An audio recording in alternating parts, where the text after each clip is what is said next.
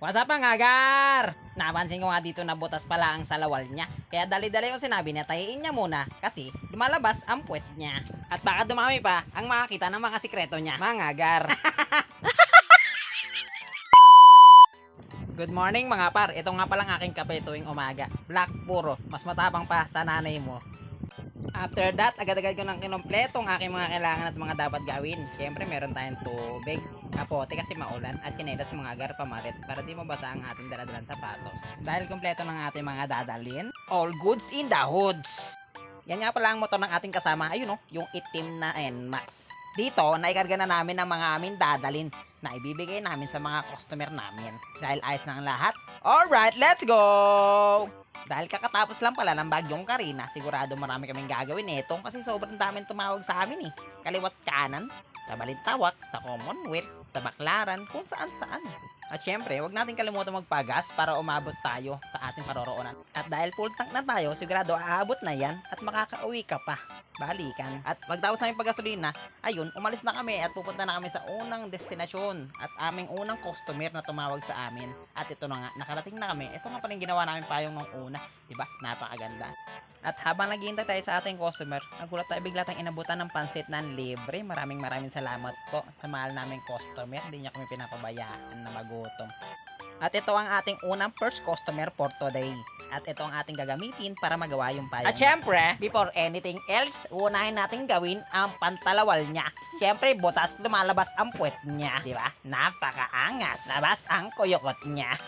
At matapos ang pantalawal niya, syempre, gagawin na natin yung payong na pinagawa ng ating first customer. Sa pag-ayos nga pala namin ng payong, tumatagal lang siya ng 10 to 15 minutes. Ganun lang siya kadali, guys. Kami nga rin po pala gumagawa ng mga tela na yan. At may mga nanahirin po kami. Shoutout sa'yo, Nay. At magtatayi ko na po bukas kasi nabenta na namin. Char! At ito na nga pala yung finished product, mga guys. O, diba napakaganda? Ngiting wagi ang ating first customer for today. And after that, pupunta na tayo sa ating next customer na tumawag sa atin. At syempre, yun ay sa Balintawak. Alright, let's go! At ito, nasa EDSA na tayo, guys. At ito nga pala ang aking first vlog ko. Sana po magustuhan nyo. At maraming salamat ko nga pala sa mga nag-like na sa aking page kahit wala pang upload. Tatandaan ko kayo. Char! At ito, guys, nakabili daw ng bago si nanay na payong. Sayang naman. Kaya di natin magagawa yung, guys. Yung sirang payong niya, itatabi niya sigurado. Papagawa niya sa susunod man naman.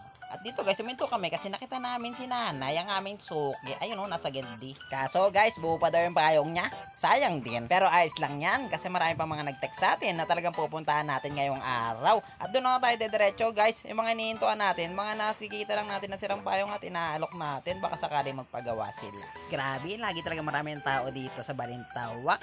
Kahit na hindi Sabado o Linggo. Partida weekdays ngayon ha. Pero napakain namimili. Napakamura kasi ng bilihan dito guys. Huwag napunta kayo dito guys. Halos ibigay na sa inyo. Madalas nga nabibigyan kami ng mga paninda nila na gulay. At syempre tinatanggap namin. Sayang naman. Laman tiyan din yan. At eto dumating na kami. O diba? Ang daming payong. Andito nga pala yung mga ibang tumawag sa amin. At ito yung isang wasak-wasak na. Yun mamaya. Ang ganda niya na yan guys. Pag nagawa na natin yan. At ito na nga pala. Fast forward tayo guys. Ito na yung mga ginagawa natin. Di na ako nakapag-video pa. At tingnan mo. Kakain na kami dito. Kasi di na naka-video pa. Ang dami namin ginawa eh. Pagpasensyahan nyo na mga gar. Babawi ako next time. Promise. Lasang kamatis. Ito kasi ang aking unang first vlog eh. At dito mga par. Super fast forward tayo. Nandito na kami sa Litex. Yan. Ginawa rin namin yan. Tapos na. Diba? Hindi nyo na nakita. Kasi nga di yung mga pag-video mga par. O eto. Mga par. Na-videoan ko na. Konti nga lang. Sa loob ginawa namin. Ayan. Ang dami rin nagpagawa dyan. Dire-diretso rin ang aming gawa dyan mga par. Si Karina kasi. Ang daming sinirang payong eh. At nagdesisyon na kami umuwi dito agad-agad dahil ang dami nagpapagawang payong. Baka umagain pa kami mga guys. 300 nga pala ang benta namin sa tela mga par. Kaya na bahala mag-compute na 20 kami. At nung makauwi ako, dali-dali ako nag-BS kasi papasama daw yung kapatid ko. At nung natanong ko siya, tapos na daw yung kukunin niya. Nakuha niya na. Nag-joyride na lang siya. Kaya ito agad-agad naglayas ako. Charis! Nag-aya nga pala mag-food trip yung prene ko. Nakasama ko kanina. Nakasama yung mga itik namin. Tama-tama at gutom na ako. At para makakain naman sa labas, kasama yung itik ko. Kaya nga pala yung itik ko. Tamang video lang. Siya nga pala, si Inday Garutay. Naku po, iyari ako neto pag napanood niya itong video na to. Kutos malala talaga. Ito nga pala ang pupuntahan dito. Isa sa mga sikat na kainan dito sa Bulacan. Abot tanaw at walking distance na nga pala ito sa Philippine Arena. Sa mga nakapunta nito guys, comment nyo naman yung mga paborito nyong spot dito sa Philippine Arena nang makainan natin sa susunod. At ito nga pala yung mga tinda dito guys.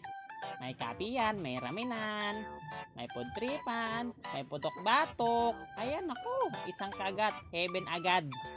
Siyempre, meron din mga shawarma, ramen-ramen, yung mga ganyan, anong tawag dyan? Nalimutan ko. At dahil tinutoyo si Inday Garutay, sinamahan ko muna siya bumili ng paborito niyang pagkain. Ramen nga pala yung kanya. At ito, toyo-toyo. Tamang-tama, sakto sa toyo niya. Hindi ko alam kung nagkataon ito o talaga may toyo lang siya. Wala na tayong magagawa sa toyo niya, guys, kaya ibibili na natin siya. Ang napili nga pala niya ay Tantan Men. Kasi gusto daw yung may soup na kakaiba, yung kulay dilaw ba yun? After that, naganap na kami ng pwesto na pwede namin pagkainan. At ito na nga guys, ang pinakamasarap na parte ng buhay, ang kainan! Kaya galit-galit mo na nga pa. Kaya mga tamang food trip na naman ang mga bebelabs namin. Mainam to guys, pantanggal na mga toyo-toyo nila.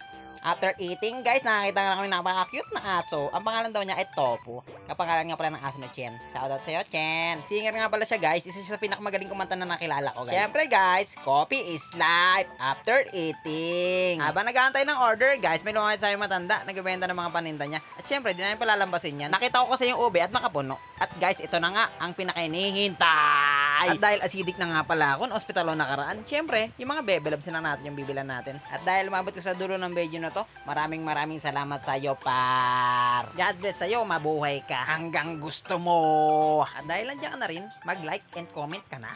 Wala namang mawawala sa iyo eh. Nakatulong ka pa. Salamat mga gar. Paano? Hanggang dito na lang tayo. Hanggang sa muli. Paalam. Please like and share for more nonsense video.